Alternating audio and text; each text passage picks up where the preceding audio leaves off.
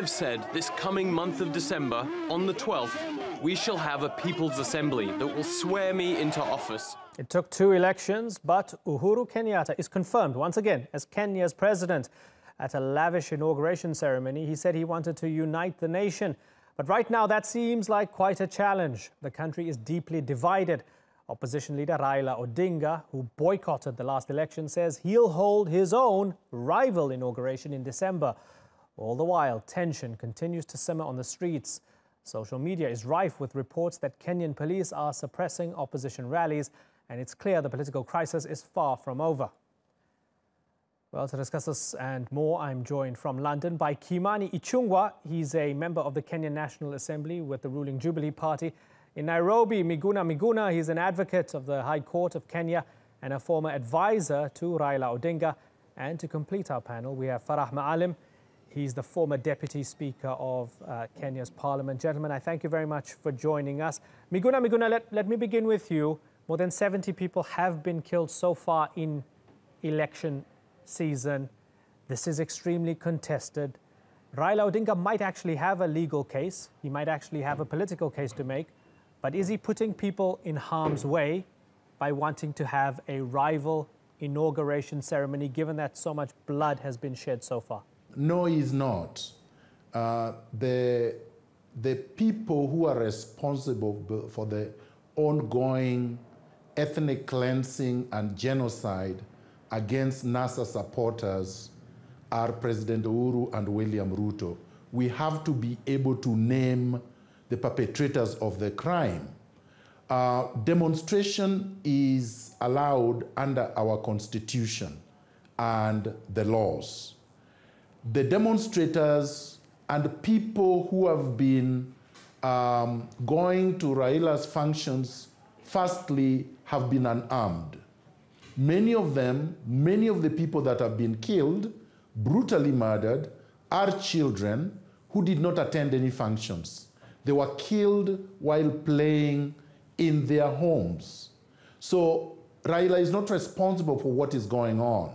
What is going on is an illegitimate government trying to impose itself on the people of Kenya that rejected them on August 8th and stayed home on October 26th. What we had on October 26th was not an election. It was not credible, it was not transparent, it was not verifiable. Okay, let me bring in Kimani. And if the Supreme Court had not been threatened... Okay, Miguna, yes. let me bring in Kimani, because we've sort of covered this before, yes. and fair enough. Yes, you dispute it and you believe the Supreme Court had been threatened, even though you supported their decision in the first round, you feel they were threatened, and that's why they caved in the second. That's NASA's position, but something that you said has been really interesting here. It stood out for me, and I want to ask Kimani. Kimani, Miguna has used the words ethnic cleansing and genocide. Is that what's happening?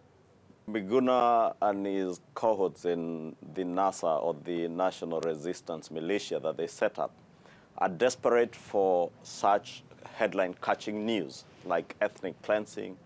But in actual fact, what is happening is that Raila Odinga and his brigade within the militia are the ones who are profiling their own people, their own supporters, by putting them, as you said, in harm's way.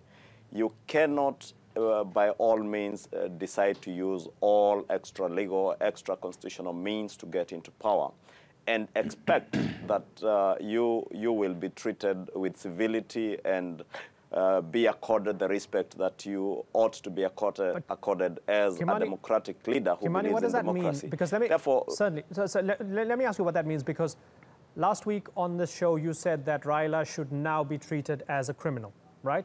Then Odinga's camp comes out. I maintain... No, certainly. Okay, so let me just finish the question. You say he should be treated as a criminal.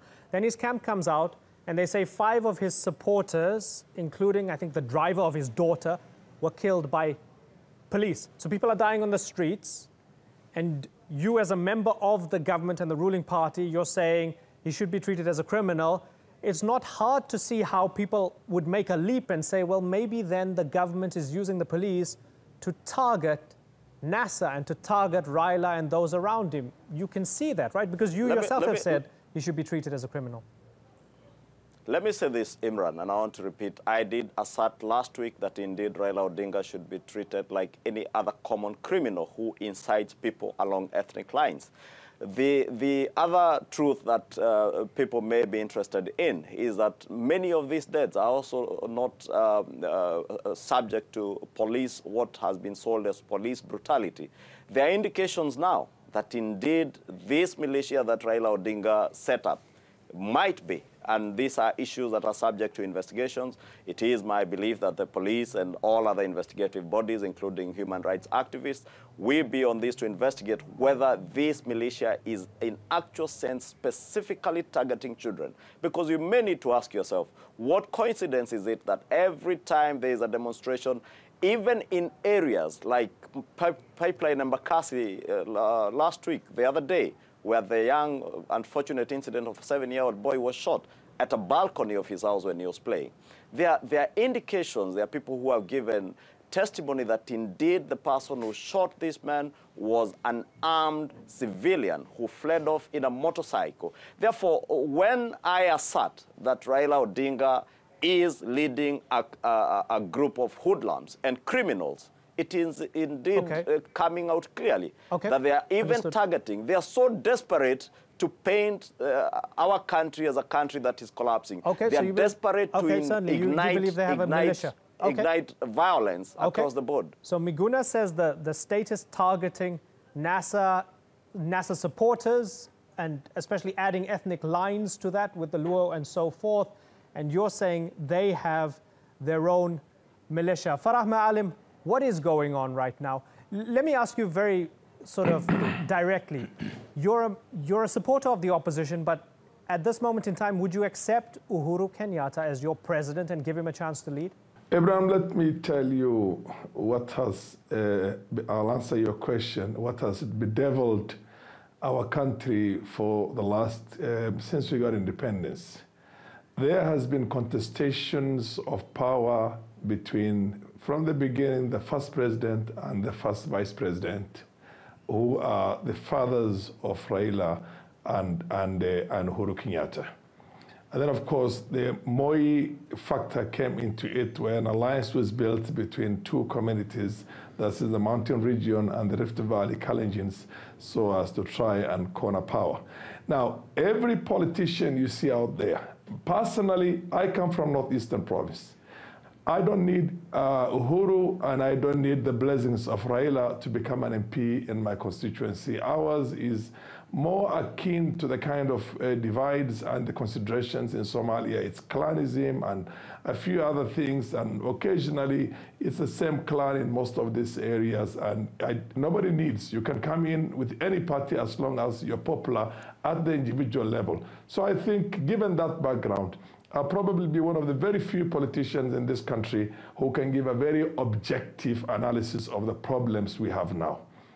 I can tell you very authoritatively, there has never been a free and fair election in this country except the one that was conducted in 1962 under the British colonial government, and the one that was conducted in 2002 when Kibaki emerged as the leader. So Farah, if they were all rigged, would you accept Uhuru Kenyatta during this one, even though in the second round he got 98%, Raila didn't run, no matter what, for the sake of stability or otherwise, would you accept him and give him a chance to lead?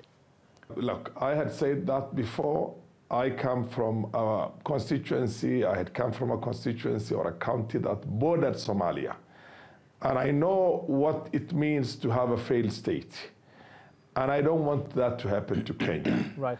I want to see a situation in which Uhuru is able to reach out to Raila, fully aware of the fact that there were issues that essentially in a clear and a clean democratic calculations that can put questions to their own legitimacy as a party as well as a president. But because the same court, let me just finish, the same court that we had hailed its own decision when they nullified has upheld it. Right. I have got a legal background myself. I have, like Miguna, of course, not as good as Miguna. Miguna is a senior legal personality and a senior learned friend.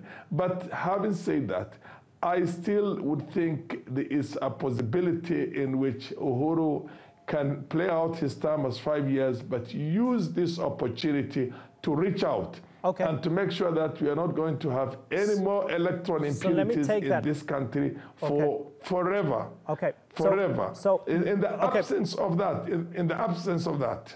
Okay. So Farah, let me take what you said and pose it to Miguna. Hold on, I Farah. would clearly just... Please, if you don't mind, and I apologize for interrupting you. I want to bring the others in. Let me take what you said and pose it to Miguna here. I'm not going to debate you over Kenyan law and whether the Supreme Court was right or wrong in both round 1 or round 2, Miguna. You're a legal man. But something I will take you up on is your use of the words genocide and ethnic cleansing. These are legal terms under international law, and they need a high bar of proof in order to pass that standard. So we have Farah saying that Uhuru must reach out to Raila and the two must talk to each other. And that would be great for everybody concerned, possibly because there might be peace and no unrest on the streets. But if you genuinely believe in your heart, Miguna, that they are ethnically cleansing you and they are committing genocide, you're not going to talk to them, are you? So either they're not committing ethnic cleansing and genocide and you might be able to talk to them, or they are committing ethnic cleansing and genocide, and I don't know, you might need the UN Security Council to authorize troops. Yes, Imran, Uhuru Kenyatta and William Ruto are illegitimate.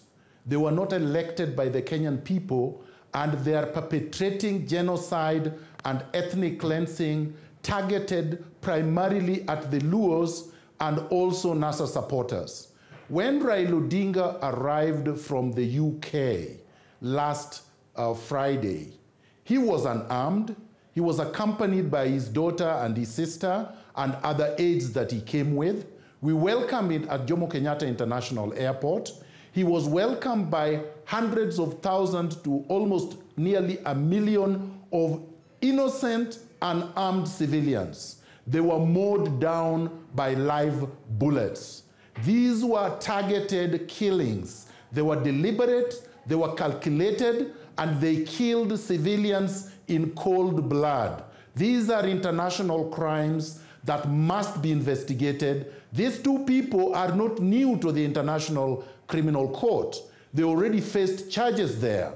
And the only reason they got out of those charges is because they killed all the witnesses. Now they have killed more people than died in one day during the 2007 Miguna, 10 years ago, the ICC was also looking at violence. 10 years ago, the ICC was also looking at crimes allegedly committed by your side, right? So if we're going to use that as an example, then everybody has blood on their hands. But the person, no, Imran, to correct you, the person they charged on our so-called side was William Ruto, who is Uhuru Kenyatta's deputy. They did not charge Raila Odinga.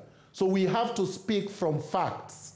William Ruto now wields state power and is using the same tactics that he used in 2007 to continue to commit crimes against unarmed civilians. This time, we have to take him down. Okay.